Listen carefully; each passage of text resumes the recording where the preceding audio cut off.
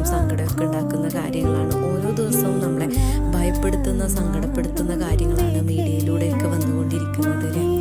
അവിടെയുള്ളവർക്ക് വേണ്ടിയിട്ട് പ്രാർത്ഥിക്കാൻ മാത്രമാണ് നമുക്ക് കഴിയാതെ. അവർക്ക് വേണ്ടിയിട്ട് മാത്രമല്ല നമ്മളെല്ലാവരും പരസ്പരം ദുആയിലും പ്രാർത്ഥനയിലൊക്കെ ഉൾപ്പെടുത്തുക.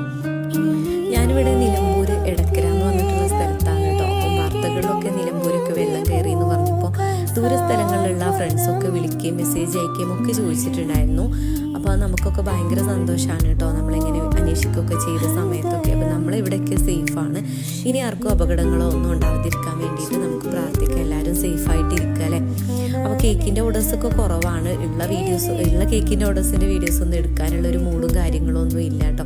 നമ്മുടെ മനസ്സിനൊരു സന്തോഷം ഉണ്ടാകുമ്പോഴല്ലേ നമുക്ക് ഇങ്ങനെയുള്ള കാര്യങ്ങളൊക്കെ ഇൻട്രസ്റ്റ് ഉണ്ടാവുള്ളൂ. ഇത് നമുക്ക് കഴിഞ്ഞ ദിവസം വന്നിട്ടുണ്ടായിരുന്നൊരു ഓർഡർ ആയിരുന്നു.